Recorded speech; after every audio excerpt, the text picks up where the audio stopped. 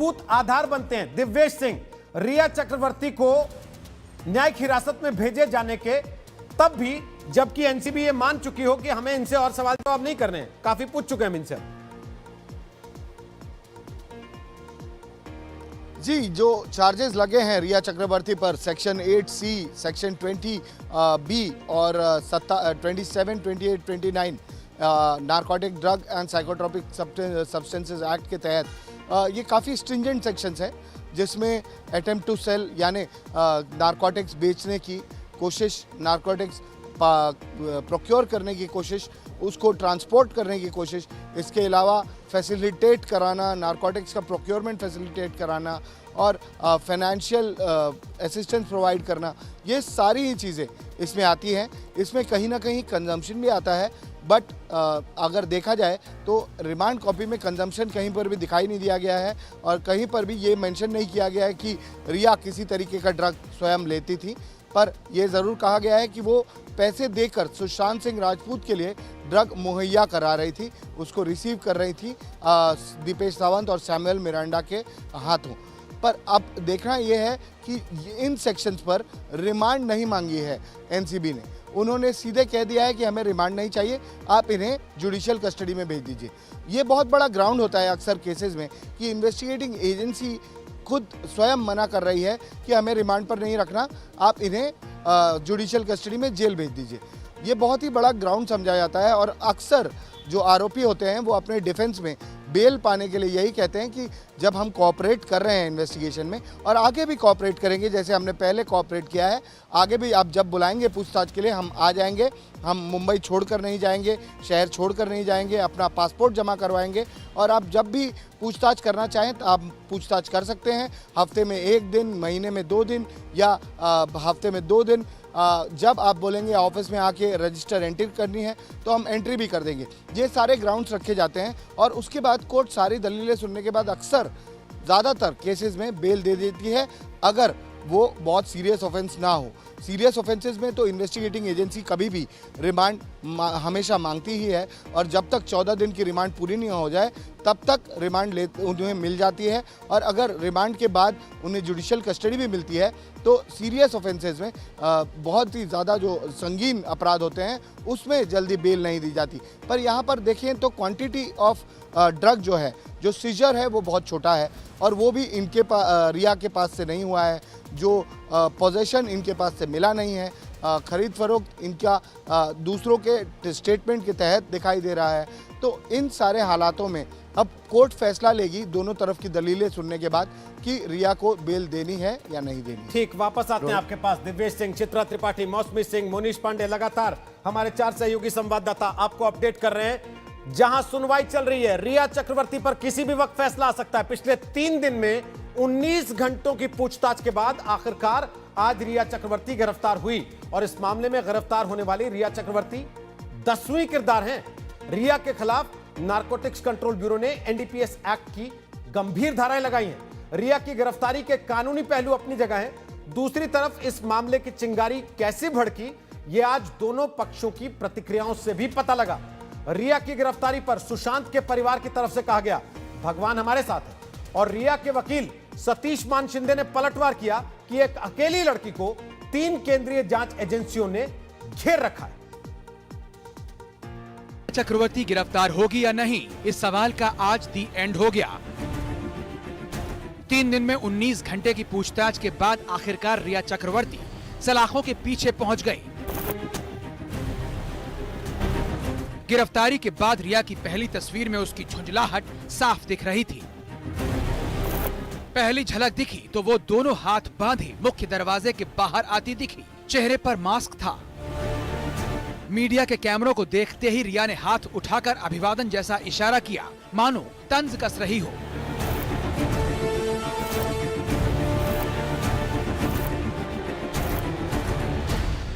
जब तीसरे दिन वो एनसीबी के दफ्तर पहुंची तो कुछ नर्वस नजर आई, क्योंकि उनको ये पता चल चुका था कि वो आज गिरफ्तार हो सकती हैं।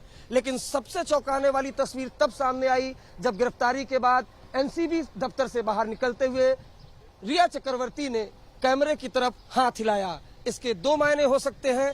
एक मायने ये कि वो अपने आलोचकों पर तंज कस रही थी, दूसरा मायना ये कि वो अपना कॉन्फिडेंस दिखाना चाह रही थी और नर्वसनेस को छुपाना चाह रही थी। करीब 4:15 बजे रिया को नारकोटिक्स कंट्रोल ब्यूरो मेडिकल जांच के लिए सायन अस्पताल लेकर गया। कार में रिया के साथ महिला पुलिसकर्मी बैठी थी। सायन अस्पताल में रिया का कोरोना टेस्ट भी हुआ। कोविड टेस्ट आखिर कहां पर हुआ था वो भी मैं आपको दिखा देना चाहता हूं। मेरे कैमरा पर से थोड़ा जूम इन करके दिखा देंगे कौन सी बिल्डिंग है जहां पर कोविड टेस्ट हुआ था। ये अभी जानकारी पक्की है, कोविड टेस्ट नेगेटिव है। सारे तमाम जितने टेस्ट हैं वो पूरे हो चुके हैं। सुशांत सिंह राजपूत की रहस्यमय मौत के 86वें दिन ड्रग्स मामले में रिया की गिरफ्तारी हुई है। जांच के दौरान ड्रग्स कनेक्शन का खुलासा बेहद सनसनीखेज है और इस राज का खुलासा रिया के मोबाइल से हुआ। नारकोटिक्स कंट्रोल ब्यूरो 26 अगस्त को एक्टिव हुआ और जांच के महज 13वें दिन रिया पर शिकंजा कस गया है। रिया की बचने की सारी कोशिशें बेकार गईं।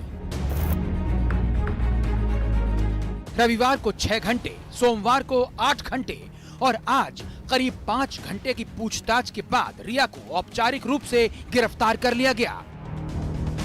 नारकोटिक्स कंट्रोल ब्यूरो ने रिया पर एनडीपीएस एक्ट की धारा 8C, 22B, 28 और 29 के तहत मामला दर्ज किया है। एनडीपीएस की धारा 20B के मुताबिक ड्रग्स की खरीद फरोख्त का आरोप है। एनडीपीएस की धारा 8C में ड्रग्स की तस्करी, एनडीपीएस की धारा 28 में ड्रग्स खरीदने के लिए उकसाना, एनडीपीएस की धारा 29 में ड्रग्स कारोबार की आपराधिक साजिश में शामिल होने का आरोप लगाया गया है। अगर सजा की बात करें तो अपराध साबित होने के बाद ड्रग्स को बेचने, खरीदने और ट्रांसपोर्ट करने पर अधिकतम 10 साल जेल की सजा हो सकती है और ड्रग्स का सेवन करने पर 1 साल की सजा हो सकती है, पर सजा से पहले कोर्ट में हर आरोप साबित करना होगा। अगर वो कोई चीज मैन्युफैक्चर करता है, पोजेस करता है, सेल करता है और इंटरस्टेट कैनेबिस को, तो अगर ए में रिग्रेस इन रिप्रेजेंट विच में extend to 10 years and is liable to be fined, तो 10 साल तक की उसको सजा हो सकती है। 5 सितंबर को शौविक चक्रवर्ती और सुशांत सिंह राजपूत के हाउस मैनेजर रहे सैमुअल मिरांडा को नारकोटिक्स कंट्रोल ब्यूरो की टीम ने गिरफ्तार किया था। इसके बाद दीपेश सावंत की गिरफ्तारी हुई थी और तभी से साफ हो गया था कि अगला नंबर रिया चक्रवर्ती का है। एनसीबी ने गिरफ्तारी से पहले 3 दिन तक रिया से पूछताछ की, तमाम कड़ियां जोड़ी, बयानों का मिलान कराया और तब जाकर रिया की गिरफ्तारी की गई। रिया की गिरफ्तारी के बाद इस मामले में अब तक 10 लोग शिकंजे में आ गए हैं। एनसीबी ड्रग्स और बॉलीवुड के बड़े नेटवर्क का पर्दाफाश करने की तरफ बढ़ रही है। अभी कई नाम सामने आने बाकी हैं। इस बीच रिया की गिरफ्तारी के बाद सुशांत सिंह राजपूत की बहन श्वेता कीर्ति ने पहली प्रतिक्रिया दी। ईश्वर हमारे साथ हैं। गिरफ्तारी के बाद बिहार के डीजीपी गुप्तेश्वर पांडे खुद को रोक नहीं पाए और कहा कि रिया की सच्चाई सामने आ गई है। गिरफ्तारी तो बहुत पहले ही हो जानी चाहिए थी। खुश और ना खुश होने का मेरा व्यक्तिगत कोई कारण नहीं है। I only want that truth must come out कि what is the mystery behind this Sushant case, that mystery has to be unfolded. वो रहस्य पर से पर्दा उठना चाहिए और ये चीजें उसमें एक पहला कदम है। रिया के वकील सतीश माने शिंदे ने न्यूज एजेंसी से कहा है, 3 केंद्रीय एजेंसियां एक अकेली महिला को परेशान कर रही हैं। महिला जो एक ड्रग एडिक्ट से प्यार करती थी, जो कई सालों से मानसिक स्वास्थ्य की परेशानियों से गुजर रहा था और जिसने आखिरकार आत्महत्या कर ली। रिया चक्रवर्ती अब सलाखों के पीछे हैं। ड्रग्स कनेक्शन के आरोप के साथ उस पर सबसे बड़ा सवाल ये कि जब रिया को सुशांत के डिप्रेशन की जानकारी थी तो फिर वो क्यों सुशांत को ड्रग्स देने पर सहमत हुई? उसने क्यों ड्रग्स मंगवाए? रिया ने शायद ये नहीं सोचा होगा कि ड्रग्स का जाल उसे सलाखों के पीछे पहुंचा देगा। मौसमी सिंह, चित्रा त्रिपाठी और अरविंद ओझा के साथ मुनीश पांडे, मुंबई, आज तक। लेकिन 3 दिन की मैराथन पूछताछ के बाद आखिरकार एनसीबी ने जब रिया को गिरफ्तार किया तो रिमांड कॉपी में क्या लिखा? उसमें उन्होंने लिखा, रिया चक्रवर्ती ने यह माना है कि उसने ड्रग्स खरीदा और ड्रग्स खरीदने के लिए रिया ने सैमुअल मिरांडा, दीपेश सावंत और शौविक चक्रवर्ती को पैसे दिए। साथ ही साथ इस रिमांड कॉपी में एक चीज और लिखी गई, वो ये कि रिया चक्रवर्ती खुद ड्रग्स नहीं लेती थी, लेकिन सुशांत के लिए ड्रग्स खरीदी रिया ने। यह बात इस रिमांड कॉपी में साफ तौर पर लिखी गई है। उसी की हाइलाइटेड तस्वीर हम आपको इस वक्त दिखा रहे हैं टेलीविजन स्क्रीन पर, जिससे आप समझ सकते हैं कि इस रिमांड कॉपी का मतलब क्या है, इसमें जो बातें लिखी गई हैं उसका मतलब क्या है। सुशांत के परिवार की प्रतिक्रिया इस पर क्या होगी, आप उसका अंदाजा लगा सकते हैं। मुंबई पुलिस जिस केस को सिर्फ एक सुसाइड का ओपन एंड शट केस बताती रही, उसी मामले में नारकोटिक्स कंट्रोल ब्यूरो ने इतना बड़ा ड्रग रैकेट ढूंढ निकाला कि अब यह तफ्तीश कहां तक जाएगी, कौन कौन इसमें गिरफ्तार हो जाएगा, इसका सही अंदाजा फिलहाल शायद खुद एनसीबी को नहीं है। अब यह देखते हैं कि रिया ने कौन कौन सी बातें कबूल की हैं और कैसे रिया पर इस मामले में शिकंजा कसता चला गया।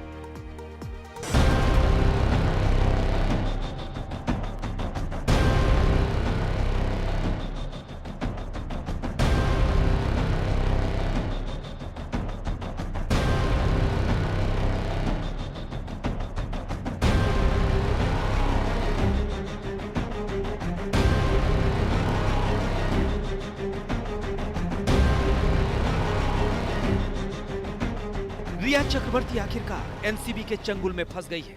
शौविक चक्रवर्ती, सैमुअल मिरांडा और दीपेश सावंत के बयानों से साफ हो गया था कि वो रिया ही थी जिसके कहने पर ये सभी सुशांत के लिए ड्रग लेकर आते थे। 3 दिनों में 19 घंटे की पूछताछ में रिया चक्रवर्ती ने भी तमाम बातें कबूल भी कर ली। सबसे पहले ये समझिए कि रिया ने एनसीबी के सामने क्या कबूल किया है। रिया ने कबूल किया कि वो सुशांत सिंह राजपूत को ड्रग देती थी। रिया ने कहा कि सुशांत के दबाव डालने की वजह से उसने उन्हें ड्रग दिया। रिया चक्रवर्ती ने यह भी कबूल किया कि शराब और सिगरेट पीती थी।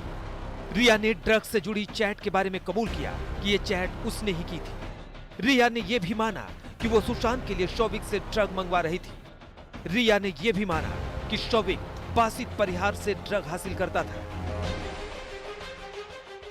रिया के 5 कबूलनामों ने एनसीबी का काम आसान कर दिया है।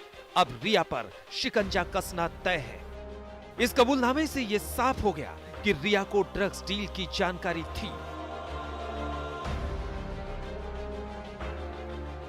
दरअसल रिया ने सवालों और सबूतों के सामने जो सरेंडर किया वो अचानक नहीं हुआ।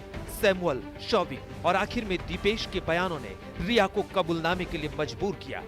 तीनों ने एनसीबी को बताया कि रिया ने ही उन्हें ड्रग्स लाने को कहा था। इनके बयान और रिया के चैट मिल भी गए। अब सवाल उठता है कि नारकोटिक्स कंट्रोल ब्यूरो ने कैसे रिया चक्रवर्ती पर शिकंजा कसा। सूत्रों के मुताबिक रिया और शौविक को गिरफ्तार करने से पहले एनसीबी ने उसके आसपास शिकंजा कसा। ड्रग पेडलरों की गिरफ्तारी की, उनके बयान दर्ज हुए।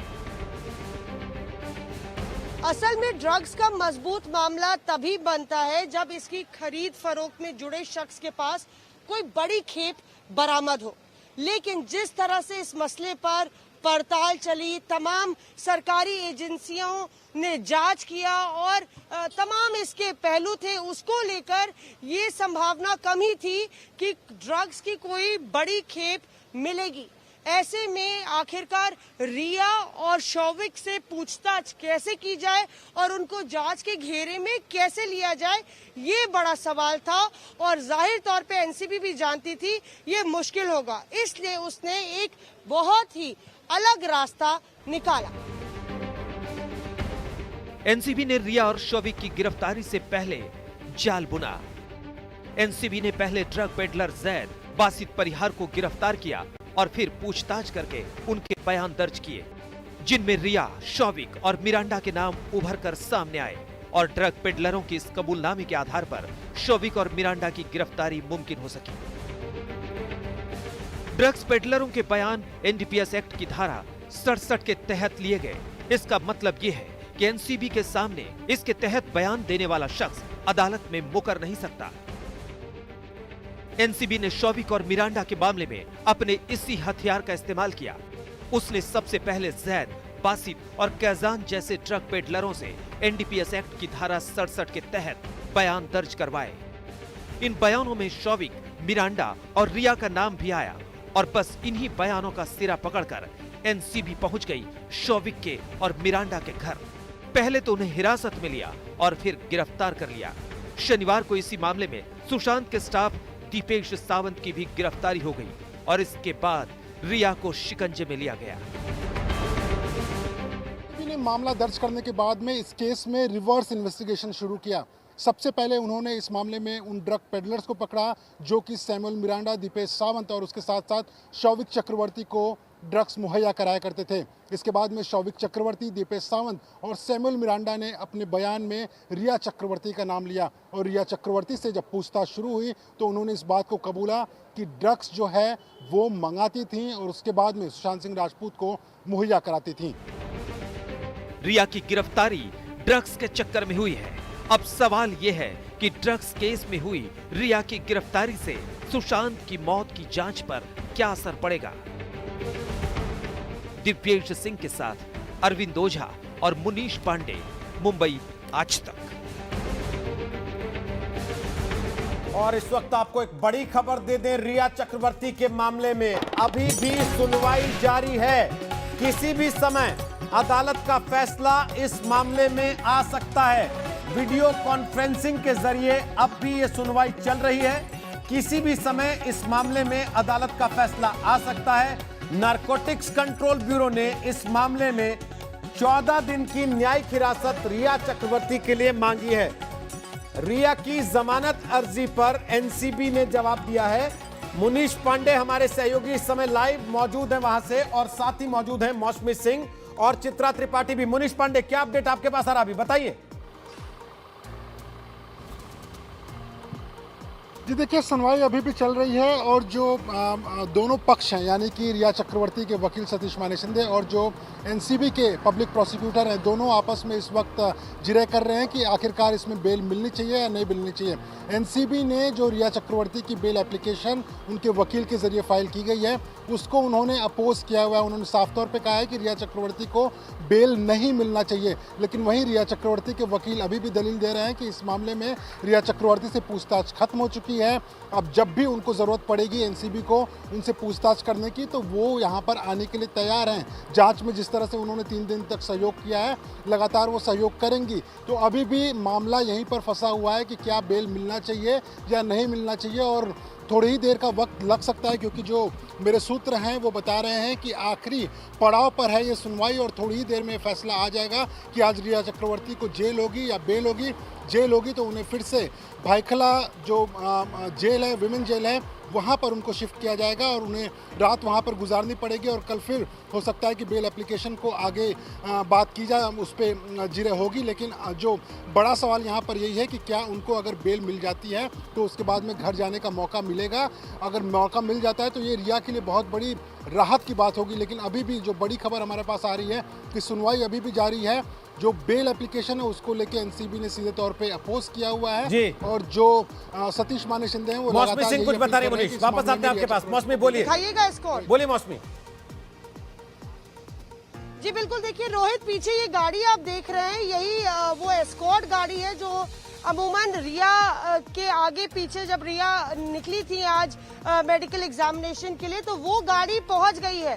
परमिंदर जरा टॉप एंगल करके दिखाएं, वो गाड़ी पहुंच गई है, यानी कि सुनवाई कहीं ना कहीं खत्म होती नजर आ रही है क्योंकि तैयारी यहाँ पे पुलिस की शुरू हो गई है।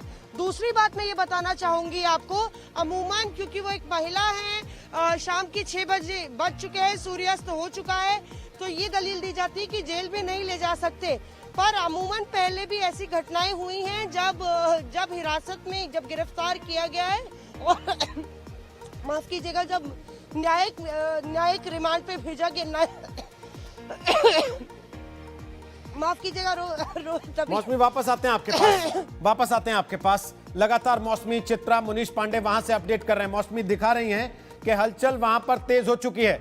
जिस एस्कॉर्ट गाड़ी के साथ रिया अमूमन आती जाती हैं वो एस्कॉर्ट गाड़ी इस वक्त वहां दिखाई देने लगी है। लेकिन जो खबर कोर्ट में है वो आपको बता दें एक बार फिर से, अभी भी वीडियो कॉन्फ्रेंसिंग के जरिए सुनवाई चल रही है। अदालत किसी भी समय इस मामले में फैसला दे सकती है कि रिया को जेल होगी या फिर बेल होगी। मुनीश पांडे लगातार नजर रखे हुए हैं, दिव्येश लगातार नजर रखे हुए हैं और बड़ी खबर आ रही है रिया चक्रवर्ती को 14 दिन की जेल हो गई है। 22 सितंबर तक के लिए रिया को जेल में जाना पड़ेगा। एनसीबी ने रिया चक्रवर्ती के लिए जो न्यायिक हिरासत मांगी थी, अदालत ने उस पर मुहर लगा दी है। 22 सितंबर तक के लिए रिया चक्रवर्ती को जेल जाना पड़ेगा। 14 दिन के लिए अदालत ने रिया चक्रवर्ती को न्यायिक हिरासत में भेज दिया है। यानी कि जो आधार एनसीबी ने अदालत के सामने रखे थे, जो बातें, जो दलीलें अदालत के सामने नारकोटिक्स कंट्रोल ब्यूरो ने रखी थी, अदालत ने उनको स्वीकार किया है और रिया को अगले 14 दिन के लिए 22 सितंबर तक के लिए जेल में रहना पड़ेगा। दिव्येश, बताइए विस्तार से। जी, आपको बता दें रोहित कि अभी सूत्रों के हवाले ये पता चला है कि रिया को 14 दिन की न्यायिक हिरासत में भेजा गया है। अभी बेल के एप्लीकेशन पर क्या ऑर्डर आया है वो पता नहीं चल पा रहा है, पर अगर बेल रिजेक्ट हो जाती है या बेल जब तक नहीं मिलती, बेल में अगर एनसीबी का से मांगा जाता है और एनसीबी अपना से देने के लिए थोड़ा समय मांगती है, तो तब तक रिया को जेल में रहना पड़ेगा। तब तक उन्हें महिला कारागृह जो बाइकला में क्लेयर रोड पर स्थित है वहाँ पर उनको रखा जाएगा। पर अभी इस बात में कोई भी क्लैरिटी नहीं आई है कि बेल की हियरिंग शुरू हुई है या नहीं, और उस पर कोई प्रतिक्रिया अभी तक हमें नहीं मिली है। यानी कि रिया की जमानत पर अभी फैसला आना बाकी है। जी बिल्कुल, अभी जमानत पर फैसला आना बाकी है। जमानत पे क्या किस तरीके का फैसला कोर्ट देती है उस पर भी निर्भर करता है कि किस तरीके से आगे के कदम उठाए जाएंगे। अगर उनकी जमानत हो जाती है तो जमानत उन्हें तुरंत मिल सकती है। ऑर्डर कॉपी की ऑनलाइन प्रतियां बनाकर उन्हें दिया जा सकता है और कोर्ट से जाके जो ऑर्डर कॉपी है उसे रिसीव की जा सकती है। पर फिलहाल अभी तक तो उस बारे में प्रतिक्रिया आना बाकी है। उस बारे में किसी भी तरीके की इन्फॉर्मेशन अभी आए नहीं है। दलीलें दोनों तरफ से दी जा रही हैं। नारकोटिक्स अपनी तरफ से दलीलें दे रहे हैं, नारकोटिक्स कंट्रोल ब्यूरो के वकील, और सतीश माने शिंदे जो रिया चक्रवर्ती के वकील हैं वो भी अपनी दलीलें पेश कर रहे हैं। फिलहाल यहाँ पर एस्कॉर्ट व्हीकल जो है, जो मुंबई पुलिस तहत एस्कॉर्ट व्हीकल प्रोवाइड की गई है, हम मेरे कैमरा पर्सन को कहूँगा पैन कर दिखाएं कि यहाँ पर किस तरीके से एस्कॉर्ट व्हीकल जो रिया को उनके घर से लेकर आती है। रिया ने, आपको बता दें कि मीडिया कर्मियों के खिलाफ कुछ सेक्शंस हैं मीडिया के जिनके खिलाफ कंप्लेन की थी। सांता क्रूज पुलिस स्टेशन जाकर 2 बार वो सांता क्रूज पुलिस स्टेशन गई थी और उसके बाद उन्हें पुलिस एस्कॉर्ट प्रोवाइड किया गया। जब भी उन्हें सीबीआई के पास पूछताछ के लिए जाना हो या नारकोटिक्स में आना हो या जिस भी एजेंसी में उन्हें जाना हो, उसके लिए उन्हें पुलिस अब एस्कॉर्ट करती है उनके घर से और फिर उन्हें छोड़कर आती है। बिल्कुल, तस्वीरें हम दिखा रहे हैं अपने दर्शकों को कि जिस गाड़ी से रिया चक्रवर्ती एस्कॉर्ट की जाती हैं, पुलिस की गाड़ी जो साथ साथ चलती है वो गाड़ी वहां पर तैयार कर दी गई है। लेकिन अभी जो खबर है वो ये है कि 14 दिन की न्यायिक हिरासत अदालत ने दे दी है, मगर जमानत पर अभी फैसला आना बाकी है। मुनीश पांडे, हमारे दर्शकों को समझाने के लिए एक बार विस्तार से बता दीजिए पूरा मामला किस तरीके से है। एक, रिया को न्यायिक हिरासत और दूसरा उसके बाद उनकी जमानत अर्जी पर सुनवाई, ये 2 अलग अलग प्रक्रियाएं हैं जो एक समय में एक साथ बैक टू बैक चल रही हैं। जी बिल्कुल रोहित, मैं दर्शकों को बता देता हूं इस चीज़ के बारे में कि देखिए, जब सबसे पहले किसी की गिरफ्तारी होती है तो उसमें 2 ऑप्शन होते हैं, police custody, judicial custody. Judicial custody न्यायिक हिरासत होती है। यहाँ पे एनसीबी ने पहले ही साफ कर दिया था कि उनको पुलिस कस्टडी की ज़रूरत नहीं है। उन्होंने मांग की थी कि इसमें जुडिशियल कस्टडी होना चाहिए और जुडिशियल कस्टडी जो है न्यायिक हिरासत, वही एक ऑप्शन रह जाता है। जब भी किसी को न्यायिक हिरासत में भेजा जाता है वो पहली बार या दूसरी बार जब भी होता है वो 14 दिन की ही होती है। तो 14 दिन की न्यायिक हिरासत की मांग एनसीबी ने की, न्यायिक हिरासत में भेज दिया गया। ये प्रोसीजरल है क्योंकि बेल एप्लीकेशन पे फैसला तभी आएगा जबकि किसी आरोपी को न्यायिक हिरासत में भेजा गया है, उसके पहले फैसला नहीं आता है। लेकिन जो मेरी जानकारी है कि जब न्यायिक हिरासत की बात हो रही थी उसी वक्त जो इसमें बेल एप्लीकेशन है उसको लेकर भी शुरुआत में बात माने शिंदे ने उठा दी थी। इसके पीछे की बड़ी वजह मैं बताता हूं, क्योंकि अगर जो सतीश माने शिंदे हैं न्यायिक हिरासत के ऑर्डर का वेट करते और उसके बाद में एप्लीकेशन फाइल करते वो बेल एप्लीकेशन की, तो कहीं ना कहीं एनसीबी एक ऐसा था कि हमें इसमें रिप्लाई फाइल करने के लिए थोड़े वक्त की ज़रूरत है, और उसी वक्त को बचाने के लिए उन्होंने पहले ही एप्लीकेशन फाइल कर दिया था। क्योंकि सारे दावपेच कानूनी जानकार है, उनको सब कुछ पता है कि वीडियो कॉन्फ्रेंसिंग के जरिए चल रहा है। आज की रात बहुत अहम है रिया चक्रवर्ती के लिए। उनके ऊपर जिम्मेदारी है कि अपनी जो क्लाइंट हैं, वो वकील हैं, उनको कहीं ना कहीं वो जेल में न रखकर उनके घर में जाने दें, ये उनके ऊपर जिम्मेदारी है। तो उन्होंने पहले ही एप्लीकेशन फाइल कर दी थी।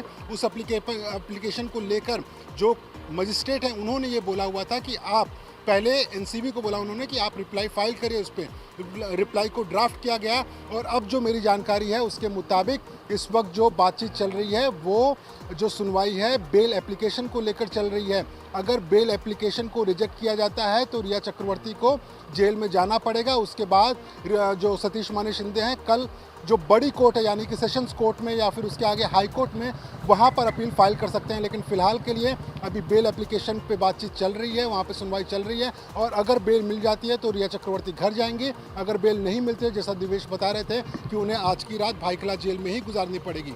रोहित, वापस आएंगे आपके पास।